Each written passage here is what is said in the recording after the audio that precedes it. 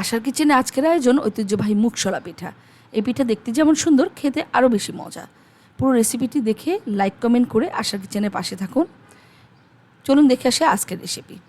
প্রথমে দুধ জাল করে নিচ্ছি। এখানে 1 লিটার দুধ আমি জাল করে অর্ধেক করে নিব। এর ভিতরে আমি দারচিনি, এলাচ দিয়ে দিচ্ছি স্বাদের জন্য, গন্ধের জন্য। আমি এখানে পোলার চাল 2 ঘন্টা ভিজিয়ে রেখে এখানে ব্লেন্ড করে নিচ্ছি।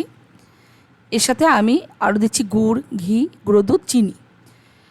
এবার আমি গরম দুধের মধ্যে 1/2 কাপ মতো চিনি ব্যবহার করছি। ভালো করে নেড়ে চেড়ে নিব। এর ভিতরে একটা তেজপাতা দিয়ে দিচ্ছি ছোটো ছোটো টুকরো করে। এবার এর ভিতরে গুঁড়ো দুধ দিয়ে দিয়েছি। আমি এখানে 1/2 কাপ পরিমাণ গুঁড়ো দুধ দিচ্ছি। এতে খুব সুন্দর একটা ঘন ভাব আসে। এবার আমি এর ভিতরে ঘি দিয়ে দেব। আমি এখানে 2 টেবিল চামচ পরিমাণ ঘি ব্যবহার করছি। ঘি পিঠার গন্ধ এবং স্বাদ দুটোই বাড়ায়। এর ভিতরে এবার দিয়ে দিচ্ছি সে গুঁড়ো করে রাখা পোলার চাল। সবটুকু দিয়ে দিব। এটা মূলত আমরা খিরসা বানাবো, কারণ মুগশলা পিঠার ভিতরে এক ধরনের খিরসা দেওয়া হয় দুধের। আমরা কিন্তু এখানে কোনো নারিকেল ব্যবহার করিনি।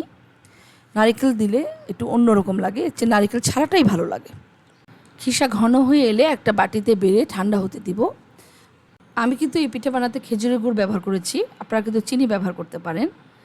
এবার ডো বানানোর পালা। এই ডো বানানোর জন্য আমরা আতপ চালের গুঁড়ি 1 কাপ এবং 1 কাপ ময়দা ব্যবহার করেছি এবং 1 কাপ গুড় ব্যবহার করেছি। একটু পানি লাগবে। খাবার পানির ভিতরে একটু লবণ দিয়ে দিচ্ছি, আধা চা চামচ। এর ভিতরে আমি গুড়টা দিয়ে দিচ্ছি। এখানে 1 কাপ পরিমাণ গুড় আছে। এটা নরম হয়ে গলে যাবে। ভালো করে নেড়ে চেড়ে গুড়টা গলিয়ে নেব। এবার এর ভিতরে আমি আতপ চালের গুঁড়িটা দিয়ে দিচ্ছি। আতপ চালের গুঁড়িটা খুব ভালোভাবে আমরা সিদ্ধ করে নেব। একটা রুটি বানাতে আমরা যেরকম করি, নরম করে সিদ্ধ করে নিচ্ছি। এর ভিতরে আমি ময়দা দিয়ে দিচ্ছি 1 কাপ। সমপরিমাণ, দুটো জিনিসই সমপরিমাণ নেবেন। আর ময়দা দেওয়ার কারণ এটা খুব নরম হবে পিঠাটা, নয়তো শুধু চালের গুঁড়ি দিলে শক্ত হয়ে যাবে। এবার ভালো করে সিদ্ধ হলে অল্প একটু পানির সাথে গরম গরম আমি কিন্তু মথে নিব। ভালো করে মথে নিতে হবে এবং সাবধানে করতে হবে যেন হাত যেন জ্বলে না যায়। একটু তেল দিলে একটু সুন্দরভাবে স্মুথ হয়ে মথতে পারবো আমরা। খুব ভালোভাবে ডলে ডলে সুন্দর করে আমরা যেভাবে আটা যেভাবে ছানি সেরকম করে ছেনে নেব। এবার আমি রুটি বেলার মতো করে একটা বড় করে রুটি বেলবো। বড় করে রুটি বেলে সাইজ করে পিঠাগুলো কেটে নিতে হবে। এই জন্য একটু বড় সাইজের রুটি বেলে নিব। খুব সুন্দর করে বড় করে রুটি বেলে নেওয়া হচ্ছে। সেরকমভাবে আমরা আটা রুটি বানাই। বড় করে রুটি বেলে নিব। বেশ কয়েকটা রুটি হবে, কারণে বেশ কিছু পিঠা বানাবো আমরা।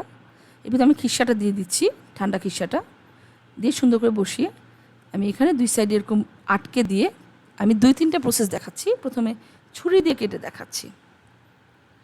এবার খিরসা দিয়ে আমি দেখাচ্ছি বাটি ব্যবহার করে কীভাবে কাটা যায়। বাটির মাথা ধরে এভাবে চাপ দিলে কেটে যায়। আবার দেখাচ্ছি আমি পিৎজা কাটার দিয়ে কাটা যায় খুব সুন্দর করে। আপনারা যে কোনো একটা প্রসেস ফলো করতে পারেন।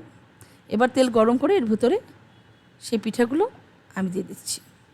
একটু কঠিন প্রসেস, কিন্তু সময় সাপেক্ষ, কিন্তু বানানোর পরে এত অসাধারণ হয় খেতে, এবং আপনি বেশ কয়েকদিন ফ্রিজে রেখে খেতে পারবেন। উপরের দিকটা সফট, আবার নরম নরম মুচমুচা সবই হয়। এমনভাবে মুখটা আটকাবেন যেন কিছুতেই খিরসাটা না বের হয়। খুব সুন্দর করে মিডিয়াম আঁচে আমি ভেজে নেব পিঠাগুলোকে। 2 পিঠ সুন্দর করে ভেজে যাবে। ভাজা হলে আমি উঠিয়ে রাখছি, টিস্যুর মধ্যে উঠিয়ে রাখবো তেলটা শুষে নেওয়ার জন্য। এভাবে আরও কয়েক ব্যাচে আমি পিঠাগুলা বানিয়ে নিচ্ছি। একবারে কিন্তু 1 কাপ গুঁড়ি এবং 1 কাপ ময়দা দিয়ে অনেকগুলো পিঠা বানানো যায়। সবগুলো পিঠা বানানো হয়ে গেছে। এবার পরিবেশন করছি দারুণ মজার মুগশলা পিঠা। টাঙ্গাইলে এই মুগশলা পিঠার অনেক কদর। এছাড়া আমার নানুবাড়ি দোহানবাবগঞ্জে এই পিঠা সবাই অনেক মজা করে খায়। আর শীতের দিনে তো এই পিঠা প্রায় দিনই আমার ঘরে বানানো হয়। এছাড়া শীত ছাড়া বর্ষার দিনও এই পিঠা খুব ভালো লাগে। আশা করি আপনাদের রেসিপিটি ভালো লাগবে। কমেন্ট এবং লাইক দিয়ে জানাবেন আমাকে। আশার কিচেনের সাথে থাকার জন্য আপনাদের সবাইকে ধন্যবাদ।